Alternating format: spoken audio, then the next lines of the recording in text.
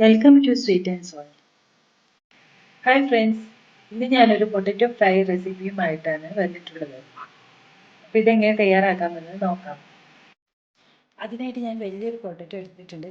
ഇതിലോട്ട് വേണ്ട മസാല പൗഡേഴ്സ് ഞാൻ ചേർത്ത് കൊടുക്കാം. 1/2 ടീസ്പൂൺ മഞ്ഞൾപ്പൊടി, 1 ടീസ്പൂൺ മുളക് പൊടി, 1/4 ടീസ്പൂൺ ഗരം മസാല, ആവശ്യത്തിന് ഉപ്പ്. ഇനി ഇത് നമുക്ക് നന്നായി ഒന്ന് മിക്സ് ചെയ്തെടുക്കാം.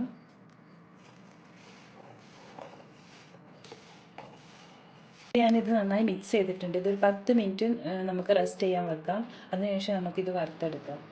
വളരെ പെട്ടെന്ന് തയ്യാറാക്കാൻ പറ്റിയ ഡിഷാണിത്. അധികം ഇൻഗ്രീഡിയൻസ് ഒന്നുമില്ല, നമ്മുടെ വീട്ടിൽ കാണുന്ന സാധാരണ ഇൻഗ്രീഡിയൻസ് മാത്രം മതി. അതിനായിട്ട് ഞാനൊരു പാൻ വെച്ചിട്ടുണ്ട്. ഇത് ചൂടായി വരുമ്പോൾ നമുക്ക് ഇതിലോട്ട് വെളിച്ചെണ്ണ ഒഴിച്ചു കൊടുക്കാം.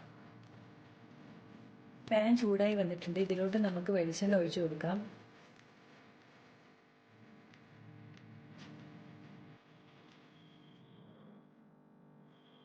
ഇത് ചൂടായി വന്നിട്ടുണ്ട്. ഇതിലോട്ട് ഇത്തിരി കറിവേപ്പില ഇട്ട് കൊടുക്കുകയാണ്.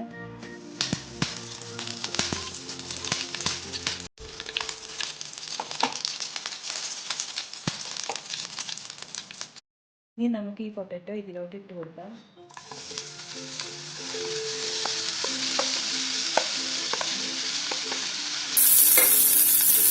ഇനി നന്നായി ഒന്ന് മിക്സ് ചെയ്യാം.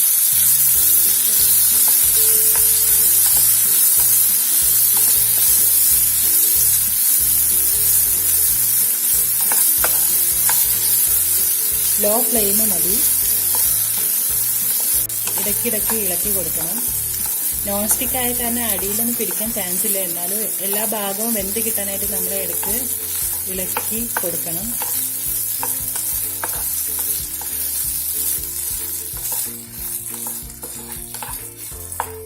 വെളിച്ചെണ്ണയൊക്കെ ഓരോരുത്തരുടെ ആവശ്യത്തിനനുസരിച്ച് എടുക്കാം. നന്നായി ഒന്ന് ഫ്രൈ ആയി വരട്ടെ. പെട്ടെന്ന് തന്നെ തയ്യാറാക്കി എടുക്കാൻ പറ്റുന്ന ഒരു ഡിഷാണിത്.